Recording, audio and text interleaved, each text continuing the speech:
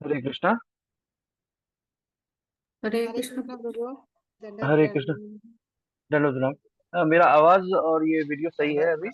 जी सही है। दंडवत प्रणाम। ओके प्रभु, ठीक है प्रभु जी, हरे दंड कृष्णा। ठीक दंडवत है। प्रणाम। एक्चुअली ऋषिकेश प्रभु जहाँ से ले रहे थे ना, वो गैलरी में है। तो हम लोग सो के उठे हैं उस टाइम पे, तो वो सही था माहौल। लेकिन अभी लोग जग गए ना, तो बहुत सारा आवाज आ रहा है, तो मैंने सोचा कि चेंज कर देता हूँ जगह, इसलिए मैं सोचा है। सही है अभी का। हम्म, ठीक है, मैं प्रेयर करते हैं।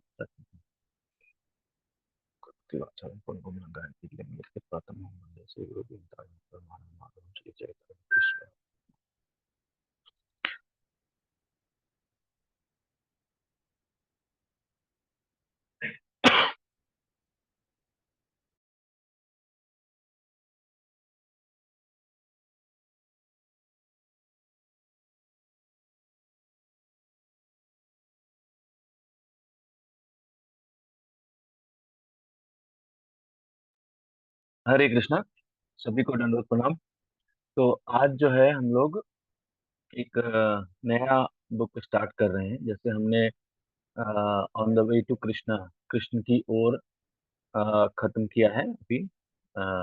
सही फ्राइडे को खत्म हुआ वो बुक। और अभी जो है हमने नया एक बुक स्टार्ट किया है, जो शिला प्रभुपाद के जो सजेस्टेड बुक्स हैं, किताबें हैं, उसमें से एक ये दूसरे नंबर पे है ये। तो इसे हमने स्टार्ट किया है। तो इसका हिंदी में आप लोग को नाम पता है? किसी को हिंदी में क्या नाम है इसका, बुक का? हरे कृष्णा। मालूम नहीं है, बताइए। कृष्ण भावनामृत में पहला कदम। अ, नहीं माता जी, कृष्ण भावनामृत में पहला कदम जो है वो ये नहीं है। इसका जो एलिवेशन टू कृष्णा कॉन्शियसनेस जो बुक है ना, इसका हिंदी नाम है कृष्ण भावनामृत की प्राप्ति। कृष्ण भावनामृत में पहला कदम जो है वो beginners guide to Krishna consciousness, उस बुक का हिंदी वर्जन है वो, जो आप कह रहे हैं। वो वो एक्चुअली गाइड है। देखिए, वो वो जो बुक है वो गाइड है। उसमें मतलब लिखा हुआ है कि क्या क्या करना चाहिए, कैसे कैसे जो नए लोग हैं उनको क्या क्या करना चाहिए वो। और वो बुक जो है वो भक्ति विकास स्वामी महाराज ने लिखा है। तो ये जो बुक है इसका हिंदी नाम है। पर हिंदी में जो एलिवेशन है ना, जो एलिवेशन शब्द है, क्योंकि ये मूलतः किताब इंग्लिश में है, इसको ट्रांसलेट किया गया है। तो जिसने भी ट्रांसलेट किया है उसको मैं उनको कुछ ये नहीं कर रहा हूँ। बट हिंदी में उस एलिवेशन शब्द का ना कई सारा मीनिंग है। एक पर्टिकुलर प्राप्ति कहना जो है वो वही, हाँ, उनको बिल्कुल उपयुक्त लगा होगा, ऐसा उन्होंने बिल्कुल सही रखा है।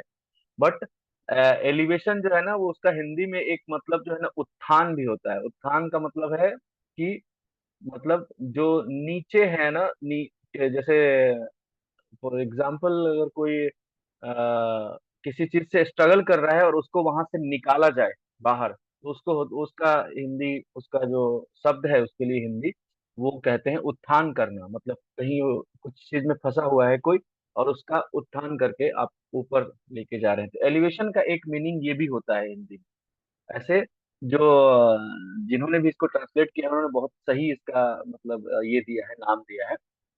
और हम इसको इस तरह से भी देख सकते हैं कि एलिवेशन टू कृष्णा कॉन्शियसनेस, तो यहाँ पे ये बात हो रही है कि हम जहाँ है ना वहां से ऊपर जाने के लिए प्राप्ति इज, ये है ऊपर है जहाँ यहाँ मतलब कृष्ण भक्त ये प्राप्त करनी है। कृष्णा कृष्ण भावनामृत जो है, असल में हम लोग कह रहे हैं कि हम लोग कृष्ण भावनामृत के संघ के अंदर में है। तो हम, इसका मतलब ये नहीं होता है कि हम कृष्ण भावनामृत हो गए हैं, क्योंकि कृष्ण भावनामृत होना जो है वो काफी बहुत बहुत बड़ी बात है। और अभी हम लोग जो है कोशिश कर रहे हैं कृष्ण भावनामृत होने का। कृष्ण भावनामृत होने के बाद की जो स्थिति है उसके उसका वर्णन किया गया है। जैसे हम लोग अभी ये पढ़ रहे थे अपना उपदेशामृत, तो उसमें कृष्ण भावनामृत जो मतलब जो सिद्ध पुरुष है, कृष्ण भावनामृत पुरुष, उनका वर्णन किया गया है। तो उससे आप लोग अंदाजा लगा सकते हैं कि जो कृष्ण भावनामृत है वो प्राप्ति, हम लोग अपने आप को कृष्ण भावनामृत प्राप्त नहीं कह सकते। हम लोग ये कह सकते हैं कि हम लोग कृष्ण भावनामृत प्राप्ति के मार्ग पे हैं। हम लोग कोशिश कर रहे हैं कृष्ण भावनामृत प्राप्त करने का। तो ये इस बुक का मतलब नाम है कि कृष्ण भावनामृत की प्राप्ति। और इसका विशेष है कि ये जो किताब है शिला प्रभुपाद द्वारा रचित, शिला प्रभुपाद की जय। तो उन्होंने इस किताब का जो है ना शुरुआत किया है, जो गुरु प्रणाम मंत्र हम लोग जो बोलते हैं ना, ओम अज्ञानम तिमिरांधस्य ज्ञानांजना शलाकया चक्षुरुन्मीलितम येन तस्मै श्री गुरुवे नमः, इस मंत्र से शुरू किया है। तो ये इस मंत्र से शुरू करने का जो इस चैप्टर का जो ये है शीर्षक है, वो इस उसके बाद ये मंत्र बोलना एकदम मतलब जो है ना सटीक बैठता है। तो इस जो ये जो अध्याय है, इस अध्याय का शीर्षक है choosing human and animal life, मतलब मानव और पशु जीवन में चुनाव करना, मानव और पशु जीवन में चुनाव करना कि हम कौन सा जीवन चुनते हैं। तो ये चीज जब हम मानव और जीवन और पशु जीवन में से चुनाव की बात करते हैं, तो सबसे पहले हमारे दिमाग में जो बात आता है, या सबसे पहले जो यथार्थ है कि जो जो हमें पता होना चाहिए, वो हमें ये पता होना चाहिए कि जो ये इस चीज को ये चूज करने के लिए हमें सबसे पहले इम्पोर्टेंट क्या है, हमें क्या चाहिए।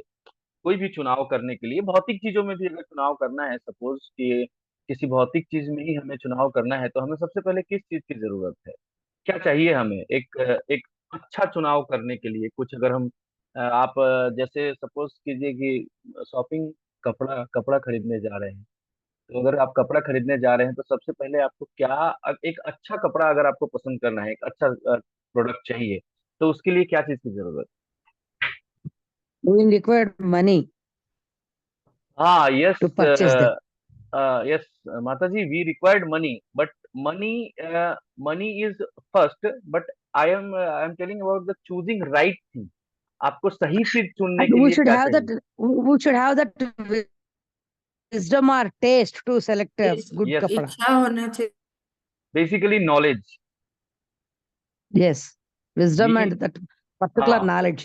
हाँ, पर्टिकुलर नॉलेज, हमको उसका Yes. ज्ञान होना चाहिए कि हमको क्या चूज करना है, वो पता होने के लिए हमें।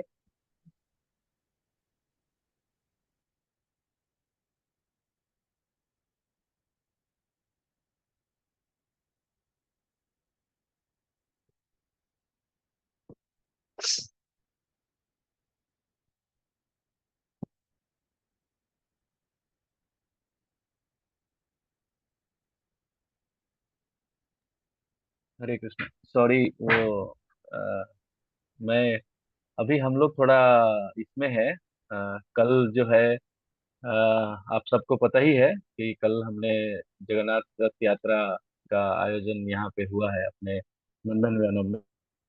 कि सारे कल बहुत अच्छा हुआ सर, बहुत बहुत अच्छा करे आप, सब लोग मिलकर अच्छा करे। हाँ, लेकिन बारिश की वजह से लास्ट में थोड़ा सा डिस्टरबेंस होगा। में तो वो सो रहे थे, उनको ही पूछना पड़ेगा, लास्ट में वही आए। मेरे हिसाब से मैंने लॉकर नंबर 1 का ताला लगाया था, उसका लॉक वही है। बट एक बार पुण्य प्रभु को।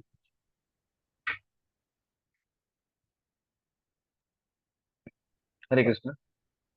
हाँ, वो था तो बहुत अच्छा, बहुत ही मतलब जो जो भी भक्तगण आए थे, उनका जो मतलब उत्साह था, वो बहुत ही मतलब क्या क्या कहते हैं इंग्लिश में, ओवरवेलमिंग।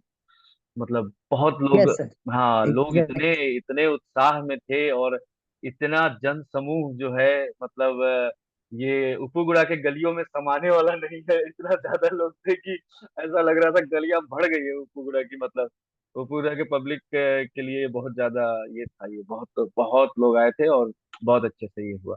तो अभी हम लोग जो है, हमारे हमारे समय के, हमारे बहुत ही क्या कहते हैं कि बहुत ही ये उत्साही और बहुत ही कर्मठ भक्त हैं हमारे, हम लोग के ग्रुप के पवन प्रभु।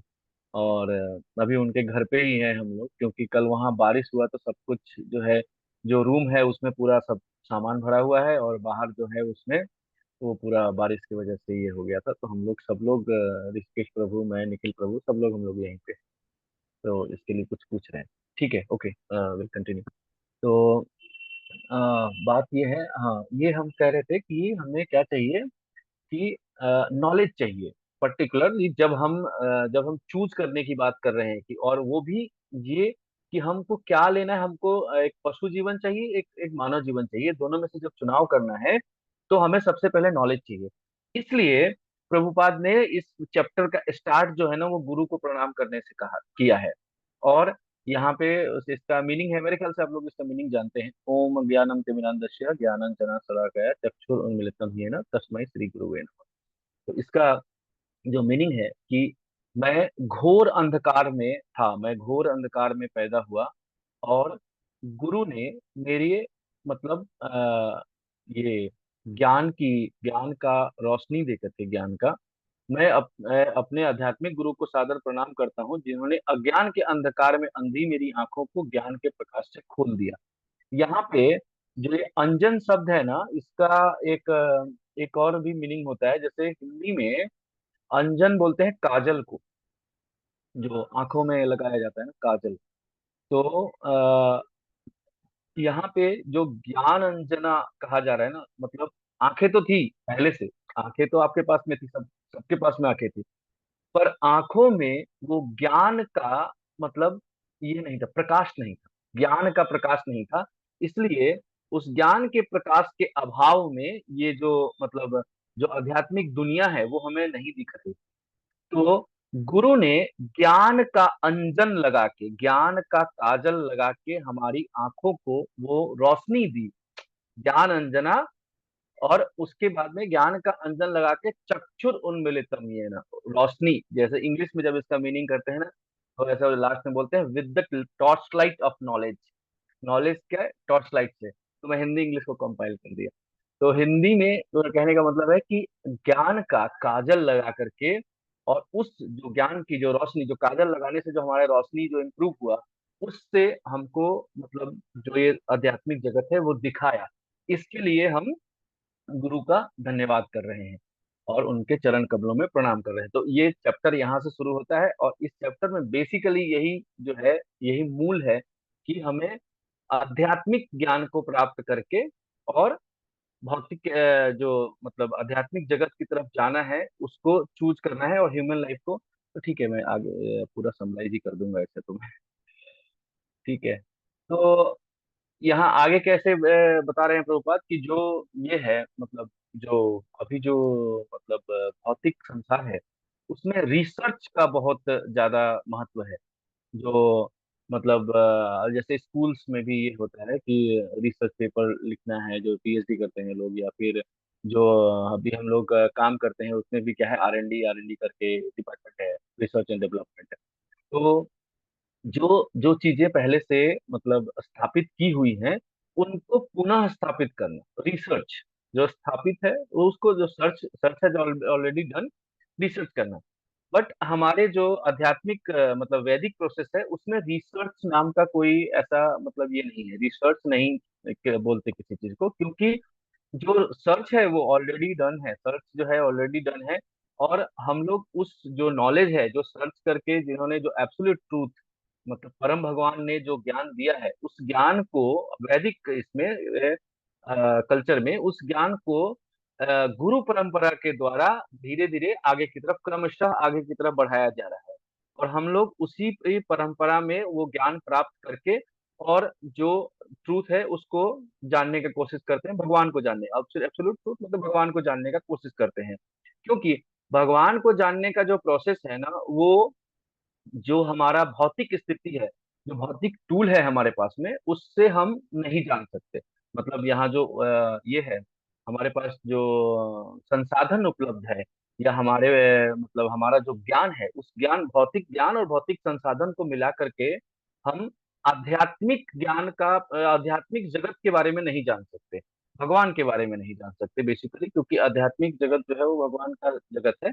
तो हम भगवान के जगत के बारे में नहीं जान सकते, इसलिए नहीं जान सकते कि जो यहाँ पे जो भी हमको जो रिसोर्स है हमारा, वो कंप्लीट नहीं है। जैसे हमारा हमारा भौतिक नॉलेज कंप्लीट नहीं है, और उस नॉलेज को एक्वायर करने के लिए, उस नॉलेज को प्राप्त करने के लिए जो हम सेंसेस, हमारे जो इंद्रियां हैं, वो इंद्रियां भी अपूर्ण है। ऐसा मतलब हमने जब हम भगवत गीता का प्राइमरी मतलब पहला जो ये करते हैं, एसडीआर करते हैं, वहां पे भी इस बारे में हम लोग चर्चा करते हैं कि हमारी जो इंद्रियां हैं वो अपूर्ण है। जैसे आप अगर हम आंखों की बात कर ले, तो हम जो देखते हैं एक्चुअली हमेशा वो सही नहीं होता है। हम देखते हैं वो सही होता है बहुत बार, बट हमेशा वो सही नहीं होता है। तो ऐसे में क्या होता है कि हम गलती करते हैं जब हमारा मतलब जो हमारा इनपुट है, हमको जो अपने इंद्रियों से जो हमें ये मिल रहा है, वो अगर हमें सही नहीं मिल रहा है, तो हम क्या करेंगे कि हम उसके आधार पे जो हम डिसीजन लेंगे वो गलत होगा। तो पहला तो ये हो गया कि हम no man who can do, हाँ, जो आदमी क्या है कि कोई भी आदमी होगा, एक जो चार इसमें ये जो देखिए बताए गए हैं, चार जो गलतियां होती है जो लोगों से, उसमें जैसे पहला ये है कि आदमी जो है चार कमियां हैं, सॉरी, चार कमी है जिसके जिसके वजह से हम पूर्ण ज्ञान नहीं प्राप्त कर सकते, या पूर्णता नहीं है हमारे जो भौतिक ये है उसमें। तो उसमें पहला जो है कि हम लोग गलती करने का मतलब आदमी को जो है ना मिस्टेक, वो हिंदी में इंग्लिश में कहावत है, ह्यूमन क्या है, to err is human. To err is human. To err is human. हाँ, टू एरर इज ह्यूमन। और हिंदी में कहते हैं कि इंसान गलतियों का पुतला है। इंसान गलतियों का पुतला है। तो ऐसा है कि हम गलतियां करते ही करते हैं। यहाँ पे एग्जाम्पल में प्रभुपाद जी ने कहा है महात्मा गांधी जी के बारे में कि जैसे महात्मा गांधी जी को बहुत ही वो विद्वान और बहुत ये है, पर उनसे भी गलती हुई। जब प्रभुपाद जी ने कहा है कि जब वो महात्मा गांधी की जब हत्या होने वाली थी, तो उनको जाने से पहले उनको उनके जो गोपनीय जो विश्वसनीय सूत्र है उन्होंने बताया था कि आपको ऐसा ऐसा जो है यहाँ पे मतलब मारने की कोशिश की जाएगी।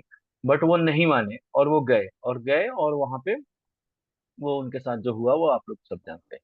तो ये एक एग्जाम्पल प्रभुपाद जी ने दिया है। तो ये ऐसा है कि हमारा जो है ये गलती करना जो है ना very natural in condition soul, मतलब बद्ध जीव के लिए गलती करना जो है वो एक आम सा मतलब बात है, बद्ध जीव गलती करता ही है।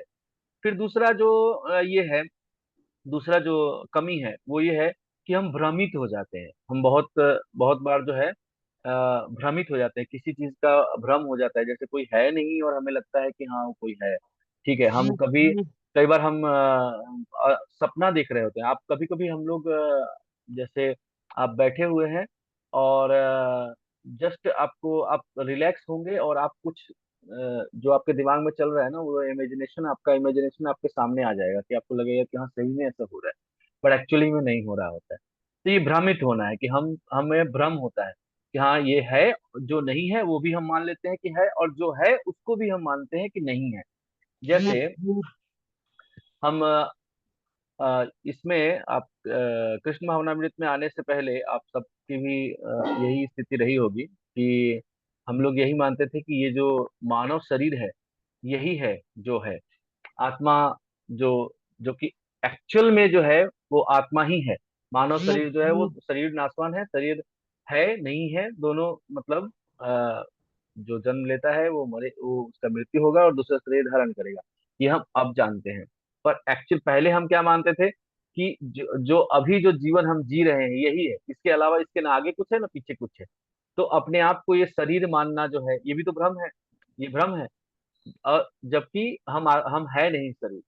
तो ये एक तरह का जो है मतलब ये दूसरे तरह का ये होता है। और आपको जो ये है, जो तीसरा जो इम्परफेक्शन मतलब ये है, कमी है, वो ये है कि हम चीटिंग प्रोपेंडेंसी टेंडेंसी है हमारे अंदर, मनुष्य के अंदर जो है ना, कि किसी को धोखा देने का जो ये है स्वभाव है। तो इस पे प्रभुपाद जी ने एक एग्जांपल दिया हुआ है कि जो ऐसे एक दुकानदार है, तो अब जब आपसे उसको जान पहचान हो जाएगा तो वो आपको बोलेगा कि नहीं, मैं तो आप दोस्त हैं इसलिए मैं आपसे कुछ नहीं ले रहा, मैं कुछ भी नहीं कम, इसमें मेरा कोई बेनिफिट नहीं है, जस्ट मैं ऐसे ही आपको दे रहा हूँ। लेकिन एक्चुअल में वो पैसा कमा रहा होता है, क्योंकि अगर वो नहीं कमा रहा है तो फिर उसका बिजनेस चलेगा नहीं ऐसे प्रैक्टिकली देखेंगे तो, क्योंकि वो ऐसे अगर हर आदमी से दोस्ती करके और उनको दोस्ती में ही सामान मिलेगा तो फिर चलेगा नहीं धंधा। तो ये क्या है कि हमारे अंदर अंदर से ही प्रवृत्ति ही ऐसी है कि हम कहते कुछ है और वो असल में कुछ और होता है। एक्चुअल में जो होता है वो हम कम ही दिखाते हैं। बहुत कम ऐसे लोग हैं जो अंदर जो उनके चल रहा है वही चीज वो दिखाते हैं। ज्यादातर लोग जो है वो अंदर उनके कुछ और चल रहा होता है और बाहर वो कुछ और दर्शा रहे होते हैं। तो ये हमारा जो है मतलब टेंडेंसी में है कि हमको मतलब चीट करने की आदत है। और चौथी चौथा जो है वो वो है कि हमारे यहाँ जो सेंसेस है, जो the fourth imperfection is that the sense of living entity are not perfect. हमारे जो सेंसेस हैं वो परफेक्ट नहीं है। ठीक है। तो अभी कंक्लूजन क्या है कि जो भी हम द कंक्लूजन इज दैट कि वैदिक प्रोसेस में जो है वो रिसर्च को ये नहीं किया जाता। जैसे मैंने बोला रिसर्च को नहीं ये किया जाता है, बल्कि जो हमारे पास में जो एब्सोल्यूट सोर्स से जो नॉलेज आ रहा है उसको हम मानते हैं। तो जैसे भगवत गीता है, अभी भाई ये भी जो ये है ये जो बुक है, ये बुक भी शिला प्रभुपाद के भगवत गीता पे लेक्चर्स का कंपाइलेशन है। तो भगवत गीता को हम इसलिए सोर्स मानते हैं क्योंकि वो भगवान कृष्ण स्वयं, भगवान कृष्ण द्वारा अर्जुन को बोली गई थी, इसलिए उसको हम मानते हैं कि वो एक विश्वसनीय मतलब सोर्स है उसका। वो ये अपना मतलब भगवान के द्वारा सीधा बोला गया है। और उनके परम मित्र और भक्त को उन्होंने अपना जो है ये ज्ञान दिया है। और इसमें बाकी सारी चीजें भी बताया है कि ये जो है वो जैसे यहाँ पे प्रभुपाद ये कहना चाह क्या कह रहे हैं कि मतलब भगवान कोई अपना एक्सपीरियंस नहीं सुना रहे, कोई रिसर्च करके कोई जैसे हम अभी जो भौतिक दुनिया में जैसे बातें होती हैं कि इफ एंड बट्स और ऐसे क्वेश्चन की मान लिया जाए तो ऐसा होगा, तो मान लिया जाए ऐसा होगा, ऐसा बहुत सारा हमारे गणित के सवालों में इस तरह का ये आता है। तो उस तरह का कोई कोई मतलब ये नहीं है हमारा अपना भगवान कोई ऐसा मतलब रिसर्च करके नहीं बता रहे हैं। वो वहां पे क्या वो कह रहे हैं कि ये जो ज्ञान है ये मैंने इसको किनको दिया था, सूर्य देव विवस्वान को। ठीक है। तो वहां से चला आ रहा है। तो सेम नॉलेज जो है वो उस जब भगवान यहाँ आए हैं तब भी वो कह रहे हैं कि अभी नहीं है, ये ऐसा नहीं है कि अभी मैं इस जन्म में आकर के और यहाँ पे सीख करके मैं तुमको बता रहा हूँ, ऐसा नहीं है। ये नॉलेज भी इटर्नल है, वो भगवान के मुख से निकल रही है। हम 5,000 साल पहले की बात कर रहे हैं, लेकिन भगवान वहाँ ये चीज एक ये कर रहे हैं, इस चीज को प्रमाणित कर रहे हैं कि ये ज्ञान जो है मैंने पृथ्वी के मतलब शुरू में जब जब पृथ्वी शुरू हुई तब मैंने दिया था किसको, सूर्य देव गोस्वामी को। ठीक है। इसके बाद जो है तो जब हम मानते हैं कि जो मतलब भगवत गीता जो है वो ही मतलब वो एक ये है प्रमाणित सोर्स है, प्रमाणित सोर्स है हमारे नॉलेज गेन करने का, वैदिक नॉलेज गेन करने का। तो यहाँ भगवान क्या कह रहे हैं कि ये तो मैंने बताया आपको तो जो कि ये नॉलेज इसने सूर्य देव को भगवान ने दिया था पहले। Let's,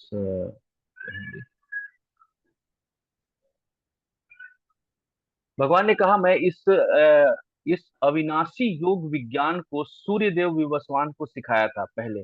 और विवस्वान ने इसे मनुष्यों के पिता मनु को सिखाया और मनु ने इसे इक्ष्वाकु को सिखाया।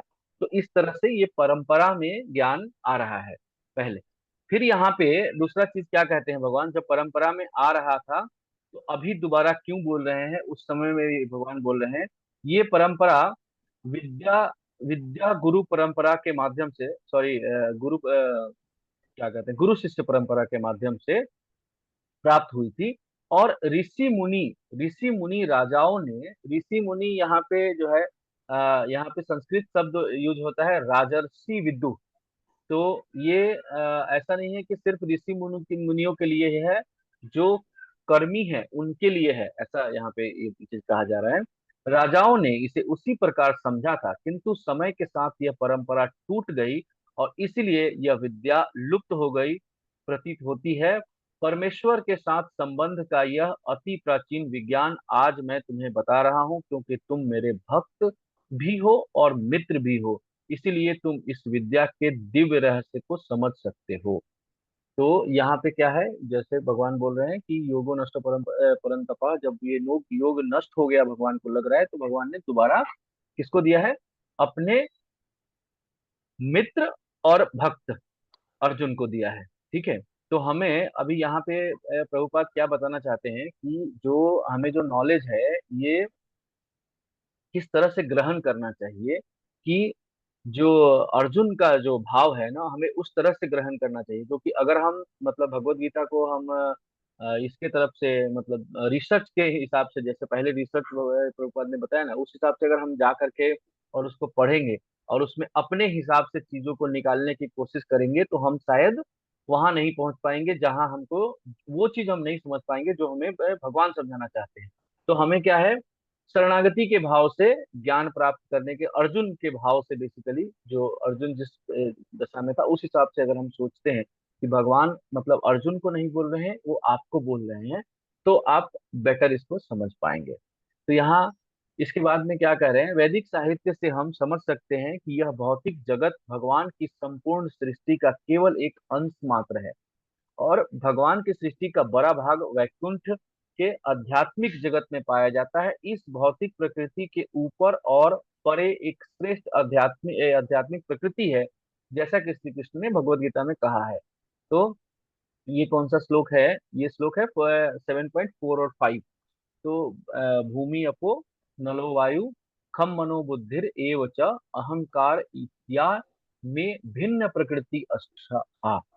तो ये हो गया 7.4, और उसके बाद 7.5। तो इसका मीनिंग है, पृथ्वी जल वायु अग्नि आकाश मन बुद्धि और अहंकार, ये 8 मेरे पृथक भौतिक शक्तियां हैं, एक्सटर्नल एनर्जी है। और अ, हे पराक्रमी अर्जुन, इस अपरा प्रकृति के अतिरिक्त मेरी एक श्रेष्ठ शक्ति है जो सभी जीव जीव हैं और भौतिक प्रकृति के संसर्ग कर रहे हैं और ब्रह्मांड को धारण कर रहे हैं। तो ये दो शक्ति यहाँ पे भगवान ने बताया है, एक जो एक्सटर्नल एनर्जी और इंटरनल एनर्जी जो हम लोग बात करते हैं, परा और अपरा प्रकृति। तो जो ये 8 जो है वो अपरा प्रकृति है, भौतिक प्रकृति, और जो बाकी जो इनको धारण किए हुए है वो परा प्रकृति है।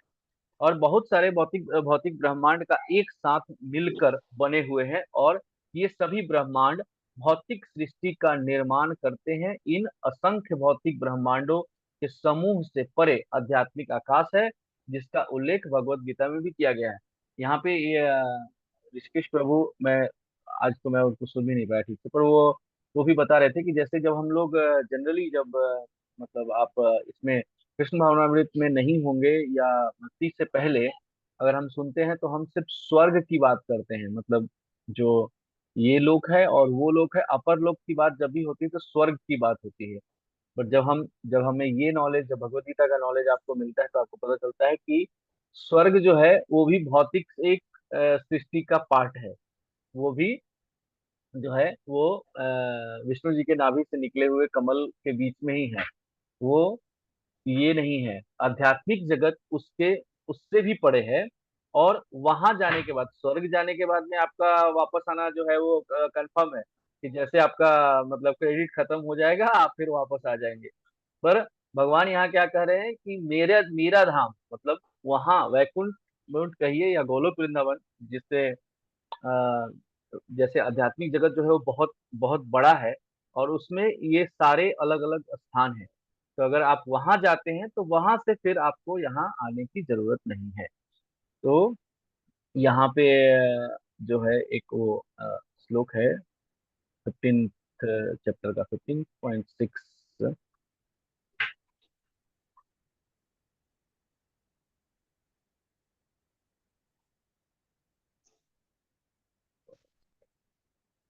न तद्भाष्यो सूर्यो न शशांको न पावका यद गत्वा निवर्तते तद्धाम परमम मम। ये भगवान अपने लोक के बारे में बता रहे हैं इस श्लोक में, कि जो उनका उनका जो भगवान का जो मतलब लोक है, आध्यात्मिक लोक जो है वो कैसा है। तो वहाँ यहाँ वो बोल रहे हैं ना, वह मेरा धाम न तो सूर्य से प्रकाशित होता है, न ही चंद्रमा से, न ही बिजली से, और जो कोई वहां पहुंच जाता है वो इस भौतिक संसार में कभी वापस नहीं आता। तो ऐसा भगवान किसको बता रहे हैं, अर्जुन को। वह श्रेष्ठ प्रकृति जो इस भौतिक प्रकृति से परे है वो शाश्वत है, उसको कभी आरंभ और कभी कोई इतिहास नहीं है, मतलब जिसको हम हिंदी में बोलते हैं सनातन है, न शुरू हुआ है और न कहीं उसका अंत होने का ये है कि हाँ वो यहाँ जाके अंत हो जाएगा। और उसके बाद में जो है 8.20 या 21 श्लोक है, वो उस पे प्रभुपाद बता रहे हैं। जो श्लोक का ये है मीनिंग है, एक और शाश्वत प्रकृति है जो इस व्यक्त और अव्यक्त पदार्थ से परे है।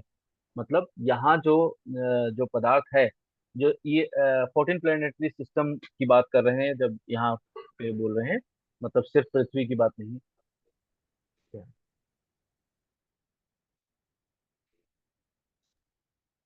कि यहाँ जो व्यक्त और अव्यक्त मतलब का मतलब होता है, जो व्यक्त वो है जो हमें दिख रहा है, जो हमारे सामने है, और अव्यक्त वो है जो हमें नहीं दिखाई दे रहा है, प्रेजेंटली हमें नहीं दिखाई दे रहा है, हमें या इन आंखों से हम नहीं देख सकते, उसको हम अव्यक्त कहते हैं।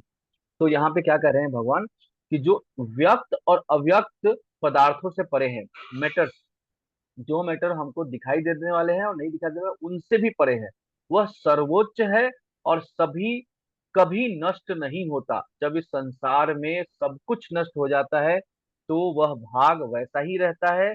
उस परम पद को अव्यक्त और अच्युत कहा जाता है, और वह सर्वोच्च गंतव्य है जहां जाने के बाद मनुष्य मेरे परम धाम से कभी नहीं लौटता। तो सर्वोच्च गंतव्य है, इसका इसका मतलब पता है किसी को? हिंदी जानने वाले लोगों को पता होना चाहिए, सर्वोच्च गंतव्य। अभी सर्वोच्च माने सबसे ऊंचा। हम्म। वो गर्वोच्च जो समझ में नहीं है। गंतव्य माता जी, गंतव्य, गंतव्य हाँ का, गंतव्य। हाँ गंतव्य का मतलब होता है डेस्टिनेशन इंग्लिश में, जहां आपको जाना है मतलब। गोलोक वही है। हाँ यस, गोलोक तो जाना ही है माता जी, बट यहाँ भगवान जो है उसी की बात कर रहे हैं, तो सर्वोच्च अल्टीमेट गंतव्य का। हाँ yes, ultimate destination, ultimate destination. Yes yes yes, correct, आप सही बोले। तो अल्टीमेट डेस्टिनेशन जो है, मतलब यहाँ पे भगवान उसकी बात कर रहे हैं कि हमें कहाँ वहां जाने के बाद, क्योंकि वही एक जो है हमारा डेस्टिनेशन है, और कोई डेस्टिनेशन और कहीं भी अगर हम जाएंगे तो हम लूप में रहेंगे, मतलब जन्म मृत्यु जरा व्याधि जो है वो चलता रहेगा। और वहां जाने के बाद में ये चीज बंद हो जाएगा, क्योंकि वहां जाने के बाद में आप लौट के नहीं आते, वहां वहां जन्म मृत्यु जरा व्याधि का कोई चक्र नहीं है। इसलिए, और ये नॉलेज कहाँ से मिल रहा है, हमने कहाँ से शुरू किया था, ये चीज ध्यान देने वाला बात है कि एलिवेशन क्यों इसको बोला गया है। उत्थान जो मैंने शुरू में बोला कि उत्थान है, तो उत्थान और एलिवेशन, आप जैसे जिस जिस चीज को आप बेटर समझ सकते हैं उससे समझिए इसको, कि हमने कहाँ से शुरू किया, ज्ञान प्राप्त करने से। ज्ञान प्राप्त करना है किस चीज का? भगवान का, एब्सोल्यूट ट्रूथ का नॉलेज गेन करना है। और उसका,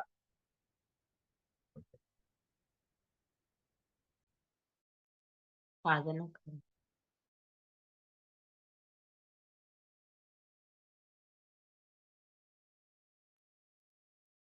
सॉरी आज थोड़ा डिस्टरबेंस ज्यादा ही।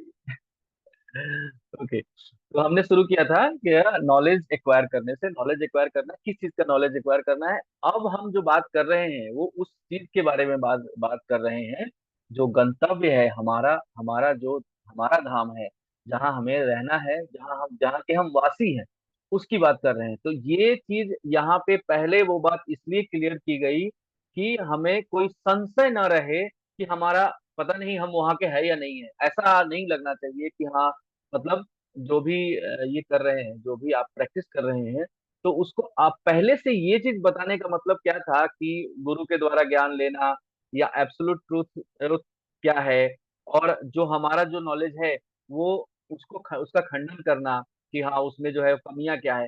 ये सारी चीजें इसलिए बताई जाए कि जो लास्ट में चीज बताया जा रहा है उस पे, उस समय जब आप ये समझ रहे हैं कि हम परम धाम के बारे में बात कर रहे हैं और वो कैसा है क्या है, तो आपको संशय नहीं रहना चाहिए कि हाँ क्या ऐसा होगा या नहीं होगा। क्योंकि ऐसा हो सकता है कि जब आप पहली बार मतलब, क्योंकि ये हमारे भौतिक नॉलेज के हिसाब से तो ऐसा कोई जगह हो नहीं सकता ना। ऐसा कोई जगह तो आप लोग जानते नहीं है ना, एक्चुअल में तो हम लोग नहीं जानते ना भौतिक, अगर हम भौतिक ज्ञान के हिसाब से बात करें तो हम नहीं जानते ऐसा कोई जगह जहाँ पे आदमी बूढ़ा नहीं होता होगा, जहाँ पे किसी का जन्म नहीं होता होगा, कोई मरता नहीं होगा, ऐसा जगह तो हम नहीं जानते ना एक्चुअली। क्या आप लोग जानते हैं कोई जगह? मटेरियल नॉलेज की बात, एज पर मटेरियल नॉलेज। नहीं प्रभु जी, नहीं जानते। हाँ, इसलिए हम नहीं जानते हैं, इसलिए पहले से जो है इस चीज को स्थापित किया गया कि हमारा जो नॉलेज है, जो हमारा मटेरियल नॉलेज है, वो इनकम्प्लीट है। हमारे सेंसेस, हमारे पास जो है वो गलतियां, मतलब जो चार ये है कमियां हैं, वो बताया गया।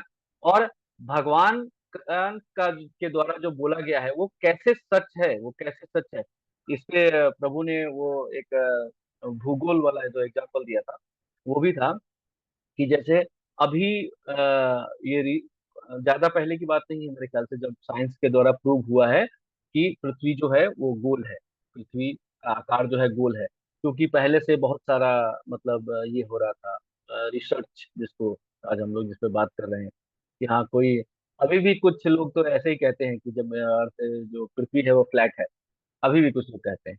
तो इस चीज को जब एस्टेब्लिश हुआ, जब सैटेलाइट के पिक्चर आए, ये आए, तो ये तो अभी हुआ है। लेकिन हम तो पहले से हमारे हमारे ज्ञान के हिसाब से तो पहले से ही जो ये साइंस है वो भूगोल है।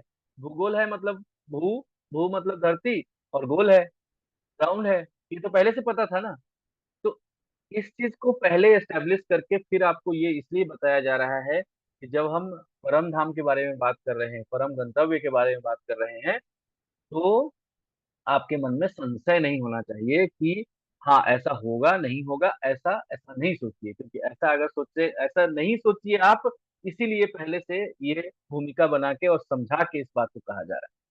तो नेक्स्ट श्लोक है 9.45। ठीक है, मैं अपने दिव्य रूप में इस सारी सृष्टि, ध्यान से सुनिएगा ये, क्योंकि ये डायरेक्ट ही मैं पढ़ रहा हूँ, क्योंकि मुझे भी लग रहा है कि मैं एग्जैक्टली समझा पाऊंगा, तो मैं इसलिए, सॉरी यार, लिटरली बोल।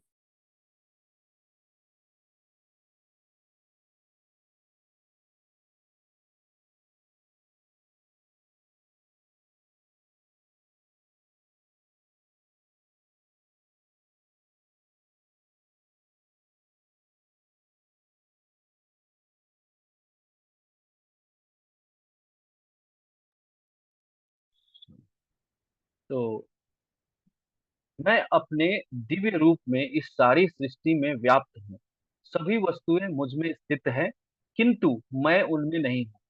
फिर जो कुछ भी निर्मित है वह मुझ में स्थापित है। जो भी मैनिफेस्टेशन है, जितना भी चीज जो बना है, वो भगवान क्या कर रहे हैं, वो सब मेरे अंदर स्थापित है, वह मुझ में स्थापित है। मेरे रहस्यमय ऐश्वर्य को देखो, मेरे रहस्यमय ऐश्वर्य को देखो, किसको कह रहे हैं, अर्जुन को कह रहे हैं। यद्यपि मैं सभी जीवों का पालन करता हूँ, तथा यद्यपि मैं सर्वत्र विद्यमान हूँ, मैं सबका पालन करता हूँ, और मैं सर्वत्र विद्यमान हूँ, हर जगह हर समय हूँ, अवेलेबल, हर जगह हर समय भगवान है। यहाँ पे वो एकदम क्लियरली ये वाक्य यूज किया गया है। तथा यद्यपि मैं सर्वत्र विद्यमान हूं, हमेशा, हर जगह, सर्वत्र का मतलब होता है हर जगह, एवरीवेयर, फिर भी मेरी आत्मा ही सृष्टि का मूल स्रोत है। जो भी क्रिएशन है, क्रिएशन का जो स्टार्टिंग पॉइंट है, जो स्रोत है, वो कहाँ है? भगवान कह रहे हैं मैं उसका स्रोत हूँ। ठीक है, तो आई होप ये समझ में आया होगा। तो ऐसा है कि यहाँ पे भगवान जो है ये चीज कह रहे हैं, दरअसल हम सभी आत्माएं जो है आध्यात्मिक आकाश से जुड़ी हुई हैं। जैसा मैंने बताया कि हम लोग सब लोग जो है वहां से जुड़े हुए हैं, और वहां से मतलब असंख्य ग्रह है, इन्फिनिट इन्फिनाइट ये प्लैनेट्स, और उसमें हम लोग जो है वो भ्रमित हो रहे हैं।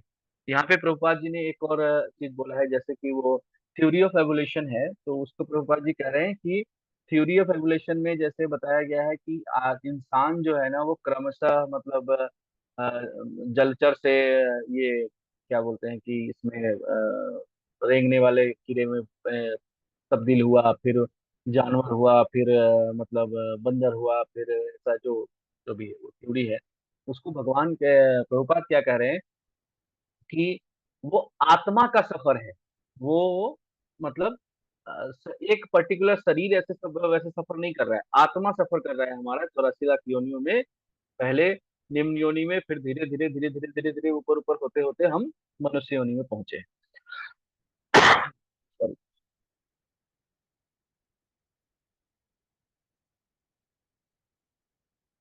यहाँ पे एक और श्लोक का एग्जांपल है कि हे कुंती पुत्र, कल्प के अंत में, अच्छा ये क्रिएशन और उसका जो पहले श्लोक में जो भगवान ने बोला है वो यहाँ पे उसको मतलब रीएस्टेब्लिश कर रहे हैं। हे कुंती पुत्र, कल्प के प्रत्येक भौतिक जगत में मेरी प्रकृति में प्रवेश करता है तथा दूसरे कल्प में के प्रारंभ में अपनी शक्ति से पुनः सृष्टि करता हूँ।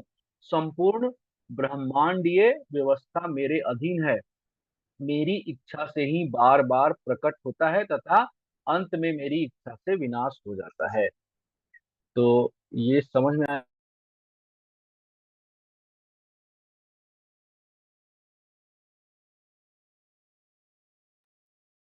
हरे कृष्णा। जी प्रभु जी। तो यहाँ क्या कह रहे हैं भगवान कि जो भी भौतिक जगत में जितना भी जो जीव और मतलब जो मैटर और सोल दोनों जो है सोल, वो जब ये होता है मतलब प्रलय होता है तो भगवान में समाहित हो जाता है। और फिर से जब भगवान क्या कह रहे हैं कि पुनः प्रारंभ में दोबारा जब तथा दूसरे कल्प कल्प की बात हो रही है यहाँ पे, हम लोग बहुत बार बात करते हैं ये। तो दूसरे कल्प का प्रारंभ होता है तो मैं अपनी शक्ति से पुनः सृष्टि करता हूँ, अपने शक्ति से दोबारा सृष्टि करता हूँ।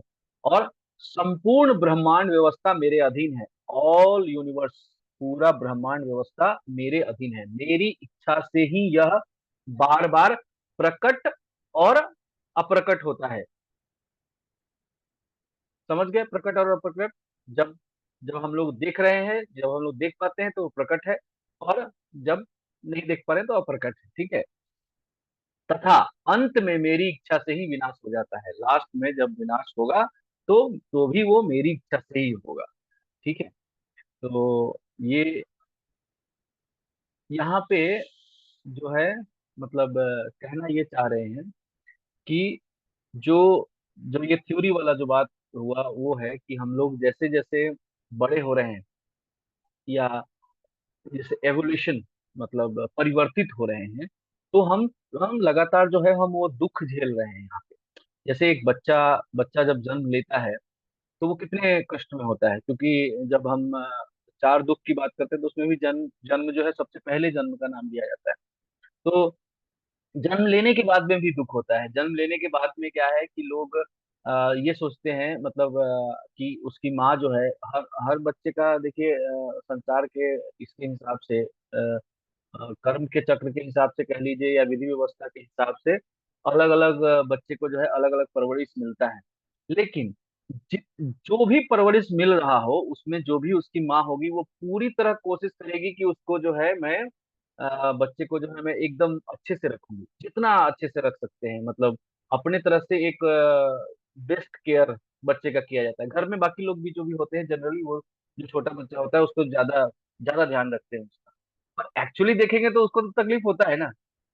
सपोज कि कुछ काट रहा हो, कोई कीड़ा काट रहा हो, उसके शरीर के किसी अंग में दर्द हो रहा हो। शरीर जो है छोटा जब बच्चा होता है तो नाजुक होता है, एक तरफ अगर रख के सो गया तो उसको दर्द हो रहा होगा। वो कह नहीं सकता, वो कह नहीं सकता, दर्द में रो ही रहा रोएगा ही, और तो कोई ऑप्शन नहीं है उसके पास। तो कितना दर्द है वो उसकी, कितना दर्दनाक है। क्योंकि हम लोग को पता है कि हाँ अगर कोई चीज हो रहा है, पेट दर्द हो रहा है तो पता है कि हाँ किस लिए। जब आदमी बड़ा हो जाता है तो उसको बहुत सारी चीजें जो है वो पता रहती है। और ये ये दर्द जो है वो हम शुरू से लेके चल रहे हैं। जब थोड़ा बड़ा होगा बच्चा तो जैसे स्कूल जाएगा, मन नहीं है पढ़ने का मन है नहीं उसका, लेकिन फिर भी पढ़ा रहे हैं हम लोग। पेरेंट्स भी जबरदस्ती पढ़ा रहे हैं, स्कूल वाले भी जबरदस्ती पढ़ा रहे हैं।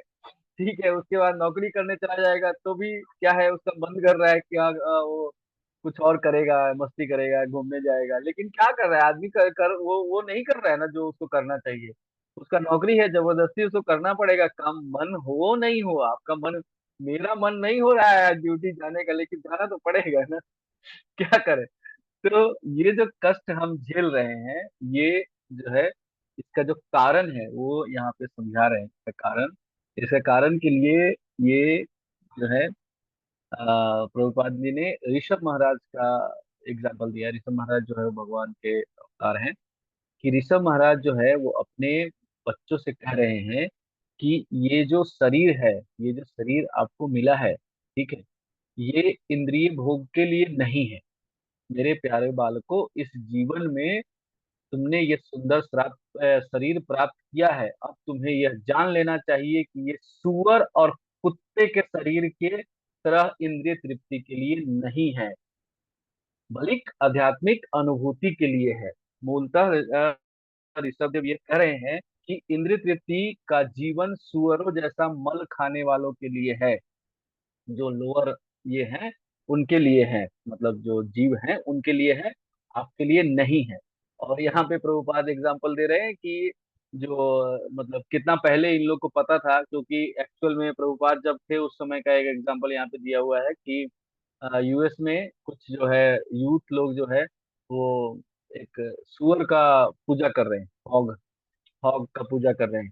और एक कोई प्रदर्शनी भी हुई जिसमें जो बच्चे हैं, जो लड़के लड़कियां हैं, वो लोग कपड़े हटा के निर्वस्त्र होकर के और सुअर की तरह कीचड़ में ये लिपट के और ये कर रहे थे, मतलब सुअर को सपोर्ट कर रहे हैं, सुअर को चाहते हैं कि उनका प्रधानमंत्री बन जाए।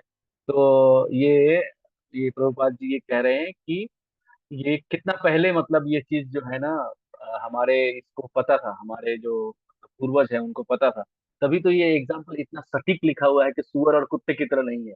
नहीं तो और कुछ लिख सकते थे, अगर नहीं पता होता तो थोड़ा संभाल के लिखते थे, लेकिन जानते थे कि इतना नीचे तक जा सकता है आदमी। जो इंसान का ये है वो इतना नीचे तक जा सकता है, तभी इस शब्द को एकदम एकदम स्ट्रिक्टली लिखा गया है इस तरह से। तो मैंने समय ले लिया है ज्यादा, मैं कंक्लूड करता हूँ। प्रभुपाद का कंक्लूजन है वो मैं सुनाता हूँ, फिर मैं, तो प्रभुपाद क्या कह रहे हैं कि आध्यात्मिक जगत जो है ना वो शुष्क या अमूर्त नहीं है। क्या नहीं है? सूखा हुआ, शुष्क मतलब होता है सूखा हुआ या ड्राई, जिसको बोलते हैं कि मतलब निर्जीव, निर्जीव नहीं है। अमृत मतलब ये नहीं है। अ, और जैसा जैसा कि पहले बताया गया है, वहाँ विविधता है, विविधता है, सॉरी, हिंदी के बड़े कठिन शब्द है, विविधता है। वैकुंठ में अनुभव किए जाने वाले आध्यात्मिक आनंद का एक हिस्सा नृत्य का आनंद है। वहाँ युवा लड़कियां और युवा लड़के भी हैं। वास्तव में वहाँ बुढ़ापा या रोग या मृत्यु, जन्म, कष्ट जैसा कोई चीज नहीं होता। यदि हम आध्यात्मिक जगत में अपनी वास्तविक विरासत का गठन करने वाले असीमित सुख, ज्ञान और शाश्वत जीवन में भाग लेना चाहते हैं, तो हमें इस जीवन को इंद्रिय तृप्ति के लिए कड़ी मेहनत करने और सुअर की पूजा करने में बर्बाद नहीं करना चाहिए। हमें कृष्ण चेतना के विकास के लिए समर्पित जीवन स्वीकार करना चाहिए, और फिर हमें असीमित सुख और असीमित आनंद मिलेगा। यह कृष्ण चेतना आंदोलन का सार है। It is the essence of Hare Krishna movement. ये प्रभुपाद जी का कंक्लूजन है। तो अब मेरा क्या है कि जो इसमें बताया प्रभुपाद ने, वो एक क्रमशः ऊपर जाने का मतलब तरीका है कि हमें किस तरह से क्या क्या मेंटालिटी रखना चाहिए, जैसे कि हम मतलब ये कर सकते हैं, अपने आप को कृष्ण भावनामृत की प्राप्ति की ओर लेके जा सकते हैं। तो हमें पहला चीज जो समझने वाला था वो ये था कि गुरु के द्वारा जो दिया हुआ ज्ञान है उस पे हमें विश्वास होना चाहिए, क्योंकि वो अगर हमें हमारे पास में गुरु का ज्ञान नहीं है तो हमारी हमारी जो भौतिक आंखें हैं और भौतिक ज्ञान है वो इस काबिल नहीं है कि हम आध्यात्मिक जगत के बारे में जान सकते हैं। दूसरा चीज है कि हम अपने इस पे क्यों विश्वास नहीं करें, इसलिए नहीं करें कि हमारा जो मतलब जो रिसोर्स है, हमारा जो मतलब क्या बोलते हैं कि हमारी जो इंद्रियां हैं या जो जो भी रिसोर्स है, आदमी के अंदर चार जो है वो कमियां हैं नॉलेज ये करने में। तो वो चारों हमने देखा। और भगवान जो नॉलेज हमें भगवत गीता से मिल रहा है, अभी हम भगवत गीता की ही बात करें तो भगवत गीता से जो मिल रहा है वो हमें पता है कि ये एब्सोल्यूट ट्रूथ है, भगवान के द्वारा बोला जा रहा है। तो हमें उसमें विश्वास करना है और उसमें जो लिखा है उसको हमें सशब्द मानना है। किस तरह से मानना है? अर्जुन जैसे मानते हैं वैसे।